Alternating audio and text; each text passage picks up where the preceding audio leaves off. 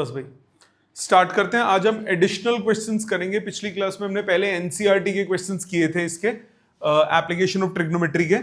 वो basic questions थे so that कि आपकी सारी वैरायटी कवर हो जाए। अब आपको असाइनमेंट से उसके क्वेश्चंस करने हैं। असाइनमेंट के क्वेश्चंस करने के अलावा हम लोग आज असाइनमेंट के कुछ मेन क्वेश्चंस करेंगे, थोड़े डिफरेंट क्वेश्चंस जैसे पिछली बार नहीं किए। ज्यादातर क्वेश्चन नंबर बेस्ड नहीं होंगे, वेरिएबल बेस्ड होंगे और वो क्वेश्चंस तंग करते हैं, तो सामने ध्यान दीजिए। होते आसान है पर नंबर्स की जगह वेरिएबल्स हो जाते हैं।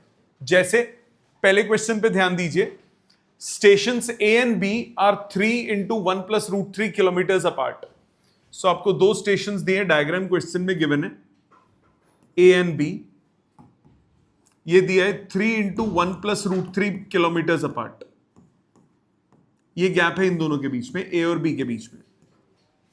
Now, each station sights an airplane at an angle of elevation 30 degree and 45 degree as shown. Station ए से देखता है, ये एरोप्लेन है। स्टेशन ए से देखने पे एंगल ऑफ एलिवेशन है 30 डिग्री। स्टेशन बी से देखने पे एंगल ऑफ एलिवेशन है 45 degree as shown in figure. Find the altitude, मतलब आपको ये एच निकालना है। नोटेशंस वही यूज करेंगे जो डायग्राम में गिवन है। यहां तक सिचुएशन क्लियर है? आपको एच निकालना है। अब आप देखो, दो एंगल्स हैं, दो ट्राइंगल्स हैं। आप क्या कर सकते हो, एच आपको मालूम नहीं है, इसको एक्स मान लो, किसी भी एक साइड को, चाहे इसको एक्स मान लो चाहे इसको एक्स मान लो। रिमेनिंग आप एक्स की टर्म्स में निकाल के दो ट्राइंगल्स बना सकते हो। बनाओ। इसको मैंने एक्स मान लिया, तो ये कितना हुआ total 3 into 1 plus √3 minus x. Yes और नो? ट्राइंगल लीजिए एडीसी।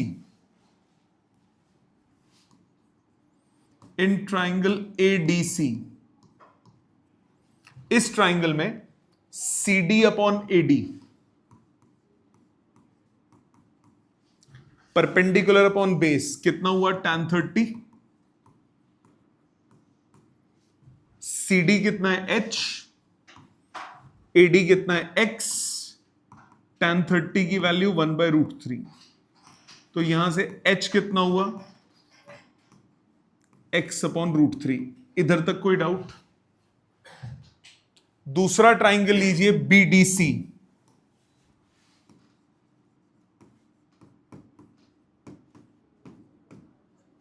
इस ट्राइंगल में, BDC ट्राइंगल में DC अपॉन DB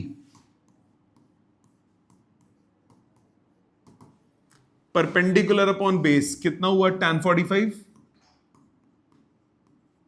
तो DC is H, DB is 3 plus 3√3 minus X is equal to tan 45 कितना हो गया 1।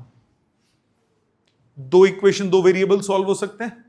इधर से भी H निकाल लो, 3 plus 3√3 माइनस X, ये हुआ second. First and second equation use करो। From first and second, left hand side दोनों की बराबर है तो राइट साइड दोनों के इक्वल कर दो। x upon √3 is equal to 3 plus 3√3 minus x। कोई दिक्कत यहां तक? कोई दिक्कत? क्रॉस मल्टीप्लाई करो, √3 से मल्टीप्लाई होगा। x की वैल्यू कितनी आई 3√3 प्लस 9 माइनस √3x। इसको इधर लाओ, x इंटू 1 प्लस √3, ये हुआ 3√3 प्लस 9। तो x हुआ 3√3 प्लस 9 अपॉन √3 प्लस 1। रैशनलाइज करो, √3 minus 1, √3 minus 1 multiply 9 minus 3√3 plus 9√3 minus 9 upon 3 minus 1 that is 2। 9 से 9 कट गया, 6√3 अपॉन 2 आंसर आया 3√3। x आ गया 3√3। इसको फर्स्ट में सब्सटीट्यूट कर दो। सब्सटीट्यूट इन फर्स्ट, h हुआ 3√3/√3 आंसर आ गया 3 मीटर्स। मेथड समझ में आ गया? सिंपल। नंबर्स वालों में इतनी प्रॉब्लम नहीं आती। जैसे अब ये क्वेश्चन है, कह रहा the angle of elevation of the top of a tower as seen from a point on the ground is phi such that tan phi is 3/4। Diagram बनाते हैं। Angle of elevation of the top of the tower, ये रहा tower. Angle of elevation of the top of the tower as seen from a point on the ground, ground से देखा, angle of elevation is phi और tan phi आपको दिया हुआ है 3/4। ये पहली लाइन से समझ में आता है, ये पहली लाइन से समझ में आता है। From point on the ground is इतना, such that tan phi is इतना। From another point 240 metre away from this point on the line joining this point to the foot of the tower, the angle of elevation theta of the top of the tower is 5/12 theta such that tan theta होगा, ये tan theta is 5/12। मतलब 240 metre दूर गया और tan theta 5/12 हो गया। अब बताओ इधर दूर जाऊंगा या इधर दूर जाऊंगा? पढ़ो। From another point 240 metres away from this point on the line joining this point to the foot of the tower, the angle of elevation theta, right या लेफ्ट? सोचो, राइट या लेफ्ट? अब ध्यान से सुनो, मेरी बात सुनना। tan फाई कितना है? 3/4। 3/4 कितना होता है? 0.75। 3/4 होता है 0.75। 5/12 कितना होता है? 0.75 से तो छोटा होता है। मतलब एंगल छोटा हो रहा है कि नहीं हो रहा? अगर मैं राइट साइड जाऊंगा तो एंगल बढ़ेगा, मतलब कहां गया होऊंगा? Left side. एंगल कम हो रहा है ना। अगर मैं राइट जाऊंगा तो एंगल बढ़ जाएगा। एंगल क्या हो रहा है? कम हो रहा है। तो मेरे को कहां जाना होगा? लेफ्ट। सो ये एंगल थीटा मान लिया और tan थीटा आपको कितना दिया हुआ है? 5/12 और ये हो गया 240 मीटर्स। सिचुएशन समझ में आ गई? ना समझ में आए सोचो। देखो, साइन में वैल्यू एंगल बढ़ने पे वैल्यू बढ़ती है। दोबारा, साइन में एंगल बढ़ने पे वैल्यू बढ़ती है। साइन 0 क्या होता है? 0। साइन 90 क्या होता है? 1। एंगल बढ़ा, वैल्यू भी बढ़ी। कॉस में एंगल बढ़ने पे वैल्यू घटती है। कॉस 0 क्या होता है? 1। कॉस 90 क्या होता है? 0। कॉस में एंगल बढ़ने पे वैल्यू घटती है। टैन में एंगल बढ़ने पे वैल्यू बढ़ती है। टैन 0 क्या होता है? 0। टैन 45 क्या होता है? 1। टैन 90 क्या होता है? Not defined. बढ़ती जा रही है ना वैल्यू। तो टैन में अगर एंगल कम हो रहा है, वैल्यू कम हो रही है, इसका मतलब एंगल क्या हो रहा होगा? छोटा हो रहा होगा। मतलब आप अवे जाओगे। एक minute, metre away from the point on the line. बेटा अवे, इस पॉइंट से अवे तो ये भी हो गया, ये भी हो गया। चलो ठीक है, आपको वैसे समझ में आ गया, मेरे को ऐसे समझ में आया। मेरी अंग्रेजी कमजोर है, ठीक है। यहां तक समझ में आया, पर बोले तो तुम भी वही थे। आपको क्या निकालना है? Height of the tower, h निकालना है। इसको मैंने x मान लिया। नामकरण कर दो A B C D। सबसे पहले triangle BCD। In triangle BCD DC upon BC perpendicular upon base कितना हुआ? tan phi. h upon x, tan phi कितना? 3/4। तो h हो गया 3/4 ऑफ x। रखो। दूसरा बड़ा triangle ACD,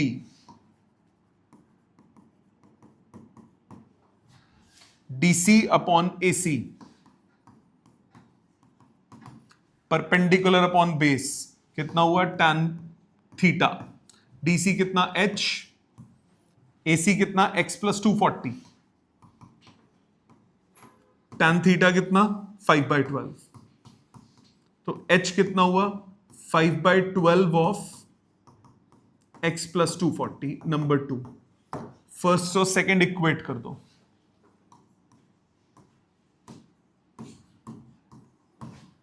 3/4 of x is equal to 5/12 of x plus 240. Cutting करो, 4 3 से 12, 9x is equal to 5x plus 1200, 4x equal to 1200, x कितना हुआ 300, x 300 तो h कितना हुआ 3/4 of 300, 75 चौके ये कितना हुआ 75 3 225 मीटर्स, 225 मीटर। h की वैल्यू कितनी आई 225 मीटर्स। क्लियर है सबको? इजी क्वेश्चंस है। यहां से शुरू है हमारे नंबर्स वेरिएबल्स वाले। ये क्वेश्चन काम का है, इंपॉर्टेंट है। यही सेम क्वेश्चन नंबर्स में भी आ सकता है, ये वेरिएबल्स में। जरा ध्यान देना। The angles of elevation of the top of the tower from 2 points at a distance a and b from the base and in the same straight line with it are complementary. ये tower है h height का, 2 points हैं, एक ये और एक ये। The angles of elevation of the top of the tower from 2 points at a distance a and b. ये a डिस्टेंस दूर है, ये b डिस्टेंस दूर है। यही बोला है, कह रहे ये दोनों एंगल्स कॉम्प्लीमेंट्री हैं। ये दोनों एंगल्स कॉम्प्लीमेंट्री हैं। कॉम्प्लीमेंट्री एंगल्स कौन सा होता है जिनका सम कितना होता है 90? अच्छा, मतलब ये अगर थीटा है तो ये 90 माइनस थीटा हुआ। यही मतलब हुआ क्वेश्चन का। ये 90 माइनस थीटा है, ये 90 है, तो ये थीटा हो गया, राइट? ट्राइंगल है ना, तीनों एंगल्स का सम कितना होता है 180। ये 90 माइनस थीटा है, ये 90 पक्का पक्का है, तो ये थीटा हुआ कि नहीं हुआ? नाम लेते हैं ABCD, ट्राइंगल BCD।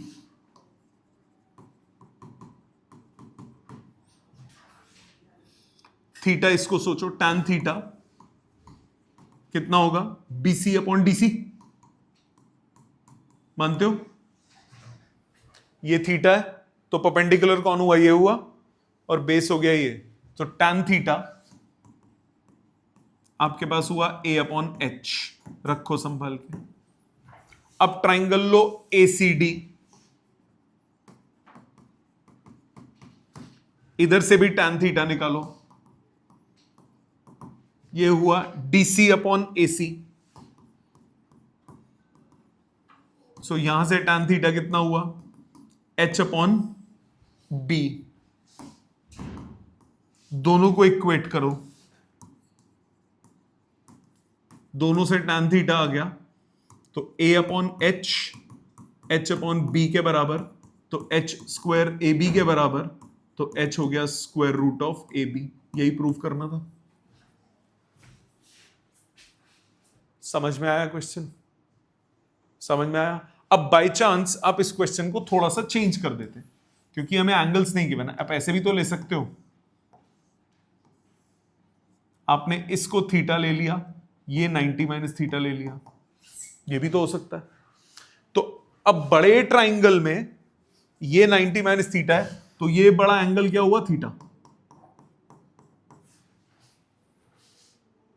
अब आप क्या करोगे? ABCD, पहले ट्राइंगल लोगे BCD,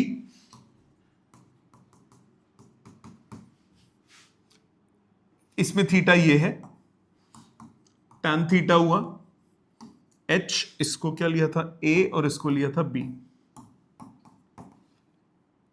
tan थीटा इसका ये रहा DC अपॉन CB।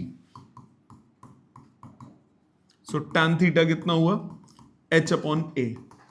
इसी तरह से in triangle ACD tan theta, अब ये इस ट्राइंगल में थीटा ये पूरा बड़ा वाला है, tan थीटा हो गया AC upon DC। So tan theta कितना हुआ B upon H। Number 2 equate कर दो,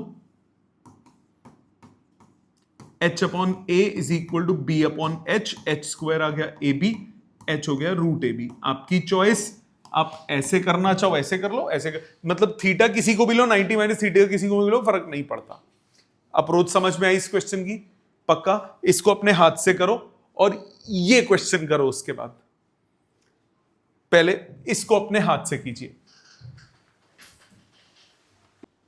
चेक कीजिए। आपको क्वेश्चन में बोला two ships are there in the sea on either side of the light house. ये लाइट हाउस है, दो शिप्स दोनों तरफ हैं, either side on the light house in such a way that the ships and the base of the lighthouse are in the same straight line. The angles of depression of two ships as observed from the top of the lighthouse are 60 and 45. एक से देखने पे angle of depression कितना है? 60 degree, बात नहीं बेटे। और दूसरे का एंगल कितना है? 45 डिग्री।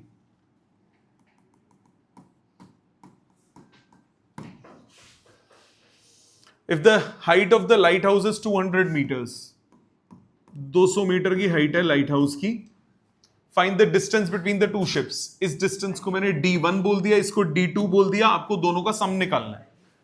यही मतलब हुआ? इतना समझ में आता है डायग्राम सबको? ये 60 डिग्री, तो ये कितना हुआ? 60 डिग्री। ये 45, तो ये कितना हुआ? 45। A B C D, triangle CBA।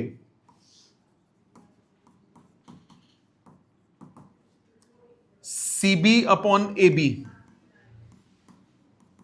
Base upon perpendicular कितना हुआ? cot 60। तो CB यानी D2 अपॉन 200 cot 60। cot 60 कितना होता है? 1/√3। तो D2 आपके पास आ गया 200/√3 मीटर्स। अब आ जाओ दूसरे पे, ABD पे।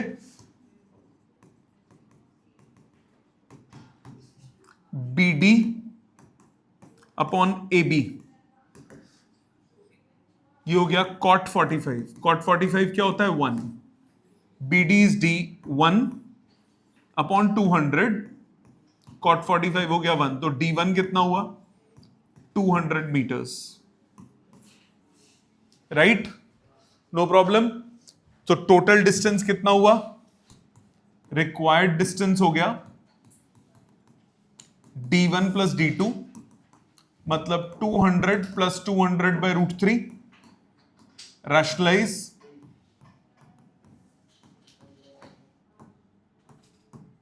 सॉल्व करोगे आपके पास 200 प्लस, पॉइंट्स में वैल्यू आ जाएगी। कर लोगे पॉइंट्स में? कॉन्सेप्चुअली क्लियर है? चलें आगे। Next, from the top of the hill the angles of depression, सामने देखो बेटा, कैलकुलेशन घर पे हो जाएगी उसकी, बेटे सामने ध्यान दो। From the top of the hill the angles of depression of two consecutive kilometre stones due east are found to be 30 and 45. Find the height of the हिल।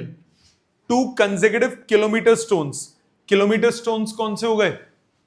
वो हर 1 किलोमीटर के बाद एक स्टोन रखा हुआ है। तो किलोमीटर स्टोन्स का मतलब कि ये आपके पास टावर है, ये एक स्टोन है, ये दूसरा स्टोन है, दोनों के बीच में गैप कितना हो गया? 1 kilometre. After every 1 kilometre 1 kilometre stone रखा हुआ है। सो दोनों के बीच में एंगल कितना है? 30 and 45। सो एक एंगल ऑफ डिप्रेशन कितना है? 30 डिग्री, दूसरा कितना है? 45 डिग्री। कंप्लीट 45, तो ये 45, ये 30, तो ये 30। आपको H निकालना है, इसको मैंने X मान लिया।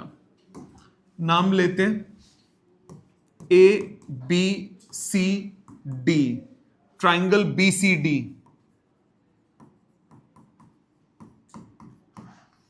DC अपॉन BC, ये हुआ tan 45। DC कितना है? H, BC कितना? X, tan 45 1, H किसके बराबर हुआ? X के। दूसरा बड़ा ट्राइंगल लो, triangle ACD। DC upon AC, ये हुआ tan 30. DC is H, AC is x plus 1 is tan 30. tan 30 की वैल्यू 1 बाय रूट 3. यहां से H कितना हुआ? x plus 1 by root 3. Number 2 लिख सकते हो. फर्स्ट एंड सेकेंड सॉल्व कर लो.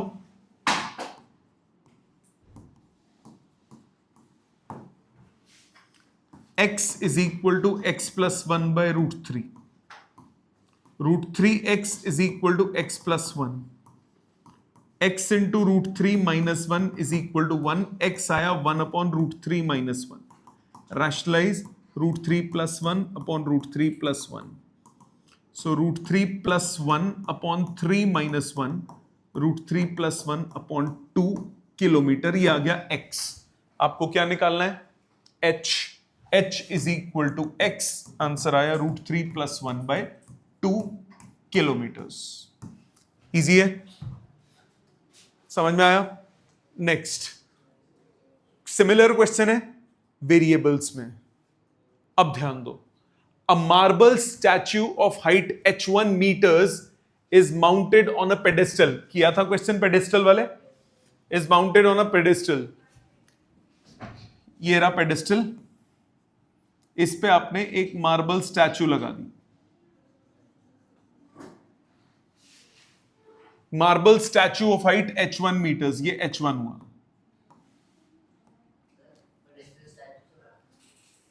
The angles of elevation of the top and bottom of the statue from the point h2 meters above the ground level are alpha and beta.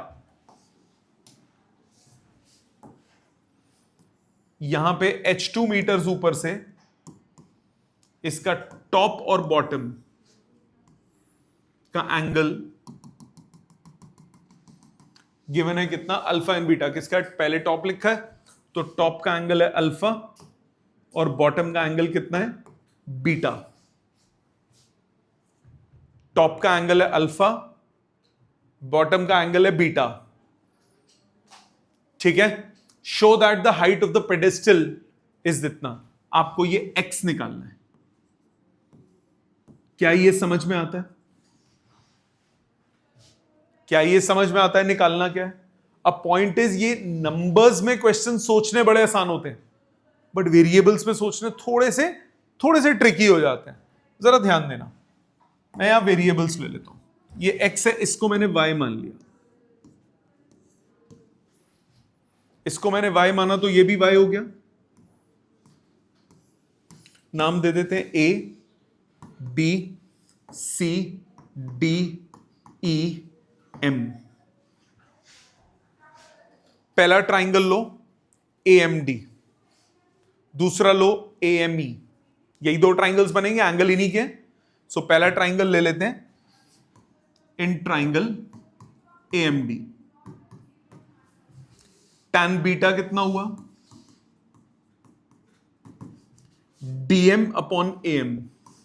अब question में देखो, आपको जो proving करनी है उसमें सिर्फ tan अल्फा tan बीटा है, तो और कुछ मत लेना. गलती से भी कॉट मत ले लेना, उसकी जरूरत नहीं है. हमें tan की फॉर्म में चाहिए तो हम tan ही लेंगे.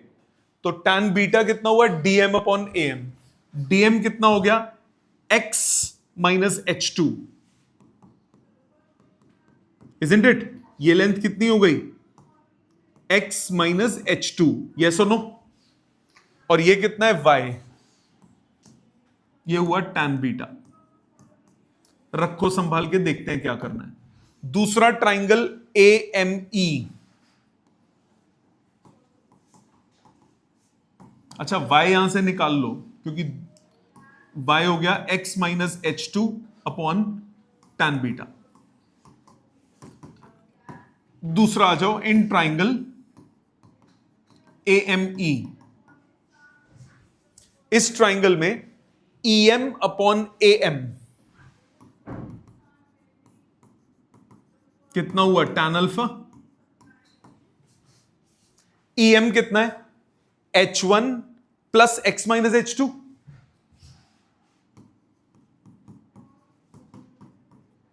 अपॉन ए एम कितना है, y is equal to tan alpha. तो y कितना हुआ, h1 minus h2 plus x upon tan alpha. Number 2, मानते हो बात? आपको y नहीं चाहिए, आपको x चाहिए, इक्वेट कर दो। First and second, y unknown है, हमें चाहिए x, y हमें चाहिए नहीं, तो दोनों इक्वेशन से मैंने y निकाल के इक्वेट कर दिया। सॉल्व करो, x minus H two upon tan beta is equal to h1 minus h2 plus x upon tan alpha.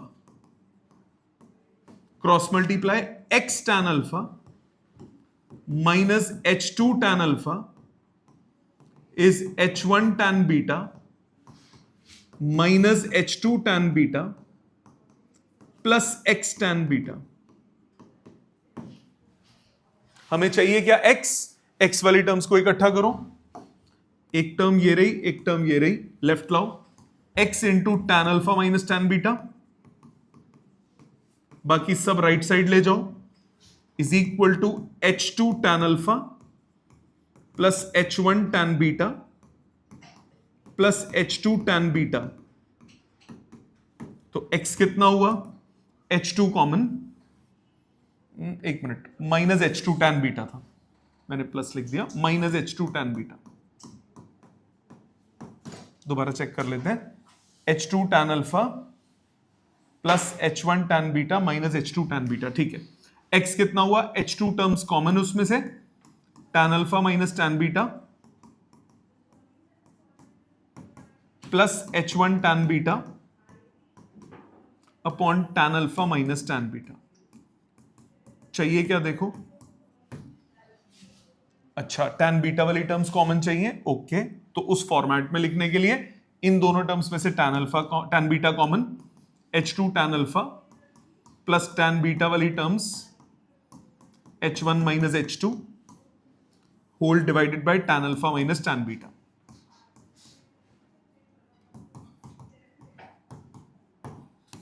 Check करो, यही चाहिए, tan beta into h1 minus h2 plus h2 tan beta. उल्टा क्यों आ रहा है, क्योंकि वो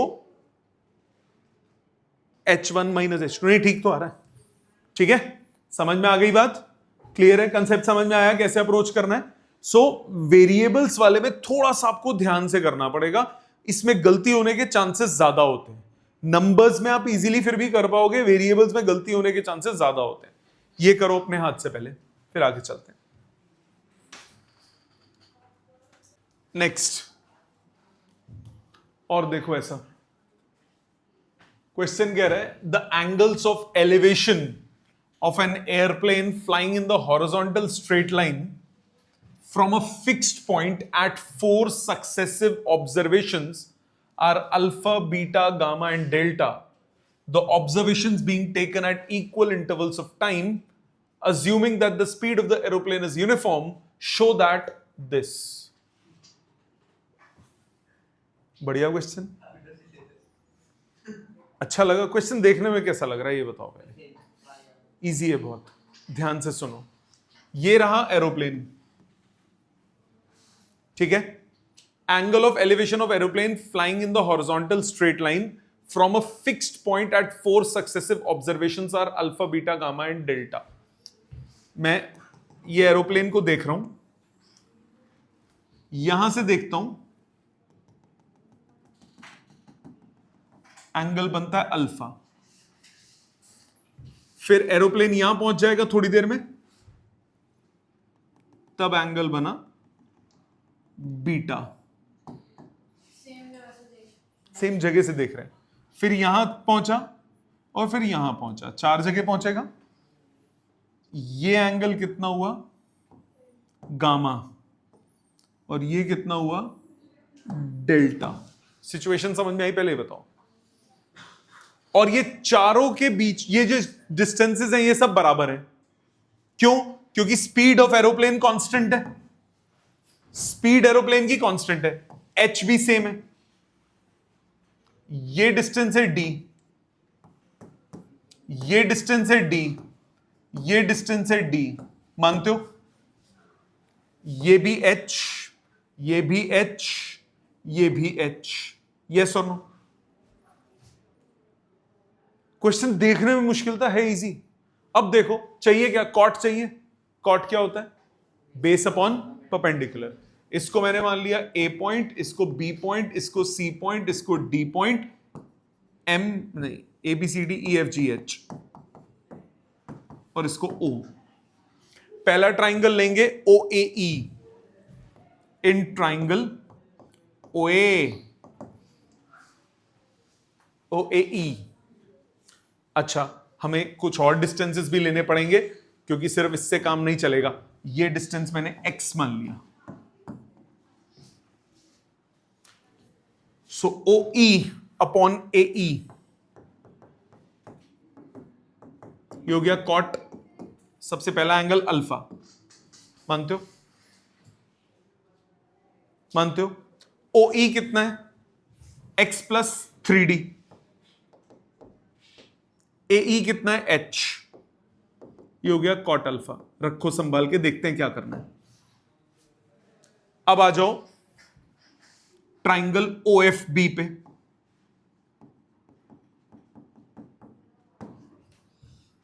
ओ एफ अपॉन बी एफ कितना हुआ?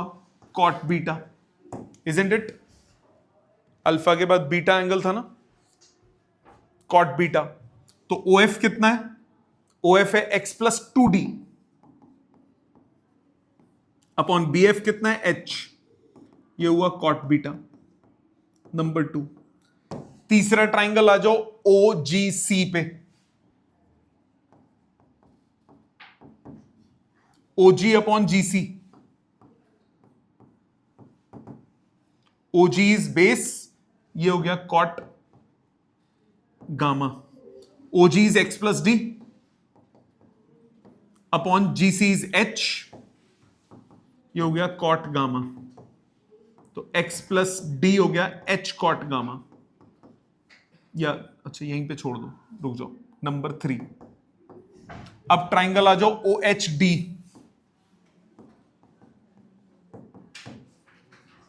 ओ एच अपॉन ओ डी कितना हुआ? Cot delta. So x upon h कितना हुआ? Cot delta number 4। 4 equations clear होती हैं? पहले ये बताओ। बड़ा ट्राइंगल अल्फा, ये वाला ट्राइंगल बीटा, ये वाला ट्राइंगल गामा, आखिरी वाला ट्राइंगल डेल्टा।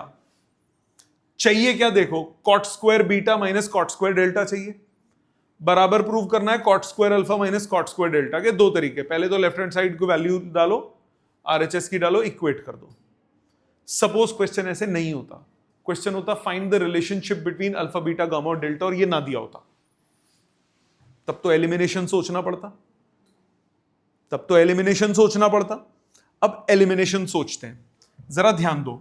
फर्स्ट इक्वेशन को थोड़ा सा मॉडिफाई करता हूं, नहीं करता हूं, कर देता हूं, छोड़ देता हूं, नहीं कर देता हूं, रहन देता हूं, चलो कर लेते हैं, चारों को मॉडिफाई कर लेते हैं। x प्लस 3d, ये हो गया h cot alpha number 1। h plus 2d, sorry x plus 2d, ये हो गया h कॉट बीटा नंबर 2। फिर x प्लस d, ये हुआ h कॉट गामा नंबर 3। और आखिरी वाला x कितना हुआ? h cot delta number 4। x तो एलिमिनेट हो सकता है इन तीनों से, x एलिमिनेट हो सकता है। अच्छा, दूसरी बात, एक चीज और नोटिस करो, x एलिमिनेट करने का एक और तरीका, इसमें से इसको माइनस करोगे d बचेगा, इसमें से इसको माइनस करोगे d बचेगा, दोनों d को इक्वेट करोगे h आ जाएगा, हाँ कि ना? देखो, subtract second from first, subtract second नहीं, first from second. x plus 2d second from first, बड़ा वो था, x plus 3d x plus 2d subtract होगा, d बचेगा। राइट साइड क्या बचा, h into cot alpha minus cot beta. मानते हो बेटा? Fifth equation. यहां तक कोई दिक्कत? अब इसमें से इसको सब्ट्रैक्ट करो, subtract fourth from third. x plus D में से x गया, क्या बचा, d। कितना बचा, h into cot gamma minus cot delta. Number 6। कोई दिक्कत? यहां तक कोई दिक्कत? अब अगर मैं दोनों को डिवाइड कर देता हूं तो आंसर तो आ जाता है, कॉट अल्फा बीटा गामा में रिलेशन तो आ गया, बट हमें वो रिलेशन चाहिए नहीं और स्क्वायर नहीं आएगा। वो 3 बात की बात है, वो तो अपने आप कहीं ना कहीं से आ जाएगा, बट इससे नहीं आएगा। इसका मतलब हमें मॉडिफिकेशन डिफरेंट करनी पड़ेगी। हाँ, अगर क्वेश्चन सिर्फ रिलेशन बनाने को आता है तो सीधा डिवाइड करोगे, ये रिलेशन भी ट्रू माना जाएगा। बट क्योंकि उसने प्रूविंग कुछ और बोली है तो हमें उस हिसाब से मैनिपुलेट करना पड़ेगा क्वेश्चन, प्रूविंग के हिसाब से, प्रूविंग के हिसाब से मैनिपुलेट करना पड़ेगा। पहले चलो डिवाइड करते हैं। आपके पास आया, दोनों को डिवाइड करो या इक्वेट कर दो, आपके पास आ गया फ्रॉम 5 and 6, आपके पास आया cot alpha minus cot beta is cot gamma minus cot delta. यहां तक बात समझ में आती है? यहां तक बात समझ में आती है? मतलब cot alpha plus cot delta is cot beta plus cot gamma. Number 7। इधर तक कोई दिक्कत? मैंने ये क्यों किया? कट गया ना बेटा, एच एच दोनों तरफ कट जाएगा इक्वेट करूंगा तो। मैंने ये क्यों किया, मैंने ये रीअरेंजमेंट क्यों किया? क्योंकि मुझे न्यूमरेटर में एक चीज दिखी जो हमें प्रूव करना है। उसमें देखो ए स्क्वायर माइनस बी स्क्वायर। अब मैं उस हिसाब से सोच रहा हूं कि मुझे प्रूविंग क्या करना है। A square minus B square कितना हो गया, cot beta minus cot gamma into cot beta plus cot gamma. ये रहा cot alpha minus cot delta into cot alpha plus cot delta, वो ये रहा। अगर मैं इसको दिमाग में सोचता हूं, रफ में अपने दिमाग में सोचूं, तो प्लस वाला दोनों तरफ पार्ट कट जाएगा क्योंकि दोनों इक्वल हैं, माइनस वाला बच जाएगा, माइनस वाला बच जाएगा। तो बेसिकली मुझे cot beta minus cot gamma और cot alpha minus cot delta की फॉर्म चाहिए। मानते हो? यह बात समझ में आती है? मतलब मैंने क्या किया, 3 times cot beta minus cot gamma पे आ जाता हूं। ये निकालते हैं 3 times cot beta minus cot gamma कितना हुआ, 3 times what is cot beta, cot beta ये रहा x plus 2d by H minus cot gamma कितना हुआ, कॉट गामा का है ये रहा x plus D by H. कितना हुआ सॉल्व करके, H LCM, x x cut गया, 3 times D by H. Yes और no?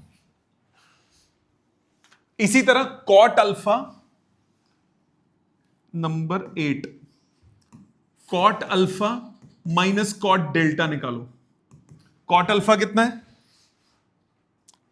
X plus 3d by H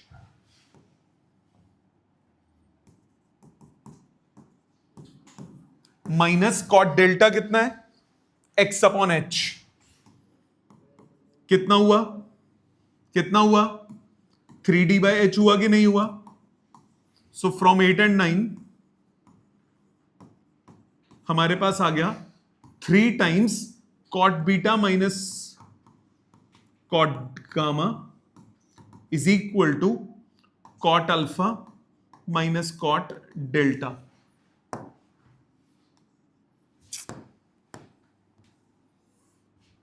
three times cot beta minus cot gamma is equal to cot alpha minus cot delta. यहां तक बात समझ में आती है?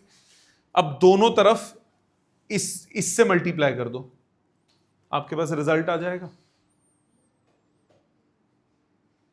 Logically समझ में आई बात? मतलब ये दोनों बराबर है ना, इसको लेफ्ट साइड पे मल्टीप्लाई कर दो, उसको राइट साइड पे मल्टीप्लाई कर दो, आपके पास रिजल्ट निकल आएगा। अब इसको इजी करके दिखाऊं, ये चार समझ में आते हैं, ये मैंने तो दिमाग लगा लिया, आपको कैसे स्ट्राइक करेगा? पहले ऑब्वियस सी बात है, हम लोग ये कोशिश करते हैं कि एलिमिनेशन कर दें, तो सबसे पहले मेरे को एलिमिनेशन समझ में जो आई मैंने वो करके रिश्ता निकाल लिया। अगर तो क्वेश्चन होता find the relationship between alpha beta gamma and delta, तो मैं सीधा सीधा इसका आंसर लिख देता, ये आंसर हो जाता, मेरा खत्म हो जाता क्वेश्चन। बट यहां पे प्रूविंग करने को बोला है, जो प्रूविंग करना है अब उस पे आ जाओ। अगर ऐसे नहीं स्ट्राइक करता तो आप क्या करो, इतनी इक्वेशंस बनाने की जगह लेफ्ट हैंड साइड ले लो, स्क्वायर मत करना, बस लेफ्ट हैंड साइड कितना है 3 cot square beta minus cot square gamma, इसको लिखोगे 3 cot beta minus cot gamma into cot beta plus cot gamma. 3 cot beta की value x plus 2d by h, cot gamma की value x plus D by h, cot beta x plus 2d by h plus x plus D by h. LCM लो 3, ये कितना आया d by H, ये कितना आया 2x plus 3d by H, रख लो संभाल के। इसी तरह राइट हैंड साइड लो, आपके पास है cot square alpha minus cot square delta, इसको लिखोगे cot alpha minus cot delta into cot alpha plus cot delta. Cot alpha कितना है x plus 3d by H minus cot delta x upon H into x plus 3d by H minus x upon H plus x upon H. कितना हुआ ये 3d by H into 2x plus 3d by H, number 6। So from 5 and 6 LHS बराबर RHS के। जी ठीक है बेटा, समझ में आ गई बात? प्रूविंग के क्वेश्चंस में थोड़ा इंप्रोवाइज करना पड़ेगा। देखो मैं वहां फंसा तो मैंने इंप्रोवाइज करके राइट साइड पे चला गया, अदरवाइज अगर तो आपका एक स्टेप में हो जाए, प्रूविंग डायरेक्ट हो जाए तो नथिंग लाइक इट, नहीं हो तो आप इंप्रोवाइज करना पड़ेगा क्वेश्चन को। समझ में आया? एक और देखो, from the light house the angles of depression of two ships on the opposite sides of it are observe to be alpha and beta. Font change किया, वो चेंज हो गया, अल्फा एंड बीटा। अभी किया था ऐसा क्वेश्चन, अब ये नंबर्स में नहीं है कि ये किसमें, वेरिएबल्स में। सो आपको बोल रहा है if the height of the light house be h, आपको क्या निकालना है, joining the ship passes the foot of the light house, show that the distance between them. करोगे कोशिश, इसको कर सकते हो ये क्वेश्चन। अब क्या करना है, मैं स्टार्ट दे रहा हूं सिर्फ। हमने ये क्वेश्चन अभी किया था, ये h हाइट है, ये d1 डिस्टेंस है, ये d2 डिस्टेंस है, ये एंगल हो गया अल्फा, ये एंगल हो गया बीटा। एंगल ऑफ डिप्रेशन बोला है ना, ये एंगल अल्फा, ये एंगल बीटा। निकाल सकते हो, कर सकते हो कोशिश, d1 प्लस d2 निकालना है। एक और क्वेश्चन, ये है क्वेश्चन सबसे इंपॉर्टेंट आज का, आएगा सीधा 5 मार्क में। ये समझो ध्यान से। If the angle of elevation of a cloud from a point h metres above the lake, समझो ध्यान से बेटा, इसको टाइम दूंगा लिखने का। ये लेक है,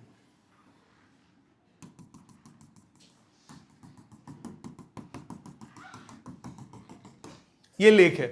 if the angle of elevation of the cloud from a point h metres above the lake, ये रहा मैं h metres above the lake, यहां मुझे दिख रहा है क्लाउड, इस क्लाउड का angle of elevation is alpha. ये चेक कर लेना बेटा, कई जगह ना फॉन्ट चेंज करना है अल्फा और वो ए में कन्वर्ट हो जाता है फॉन्ट कई बार, तो ये एंगल अल्फा दिया हुआ है, क्लाउड का एंगल ऑफ एलिवेशन अल्फा दिया है, and the angle of depression of its reflection in the lake भी बीटा। रिफ्लेक्शन का मतलब अगर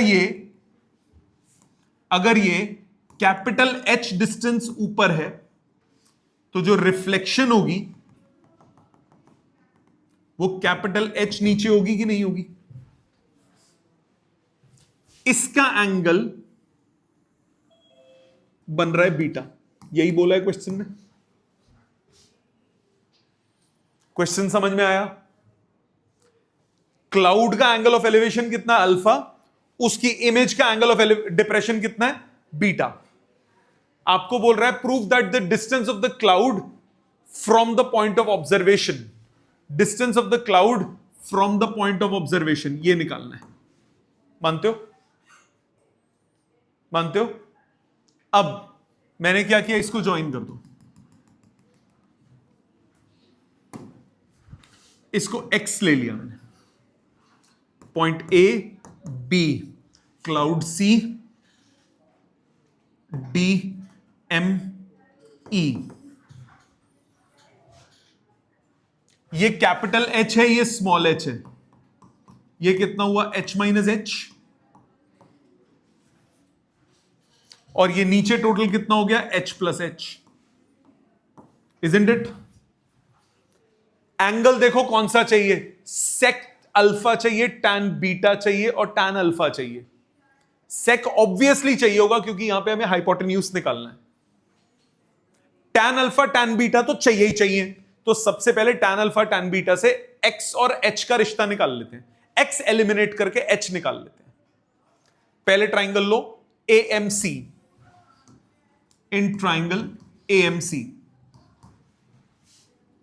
MC अपॉन AM कितना हुआ? Tan alpha. MC कितना है? H माइनस H, AM कितना? X, ये हो गया टैन अल्फा। तो X कितना हुआ? H minus H upon tan alpha. रख लो संभाल के, देखते हैं क्या करना है।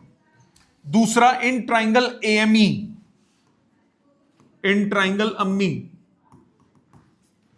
इस ट्राइंगल में ME अपॉन AM,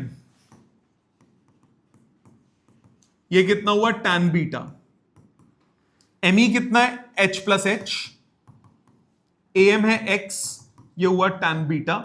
आपके पास X आया H plus H upon tan beta. Number 2, X eliminate हो सकता है यहां से, इक्वेट कर दो फ्रॉम एक नंबर एंड दो नंबर, 1 एंड 2 से H minus H upon tan alpha is equal to H plus H upon tan beta. Cross multiply, H tan beta minus H tan beta is H tan alpha plus H tan alpha. Small h की value, capital H की value निकाल लो। Capital H tan beta minus tan alpha is equal to small h tan alpha plus tan beta. तो capital H कितना हुआ? H tan alpha plus tan beta upon tan beta minus tan alpha. रखो संभाल के। Number 3, unknown चीज आ गई मेरे पास। अब मुझे निकालना क्या है? D निकालना है, इस ट्राइंगल से निकालना पड़ेगा। उसके लिए मुझे क्या चाहिए? H माइनस H चाहिए, क्योंकि सीकेंट चाहिए। नहीं, एक मिनट, मुझे क्या चाहिए? सीकेंट चाहिए, तो मुझे x चाहिए होगा। सीकेंट चाहिए तो मुझे क्या चाहिए? x चाहिए, तो x निकाल लो। ये h आ गया, x निकालो। x निकालने के लिए ये यूज करो,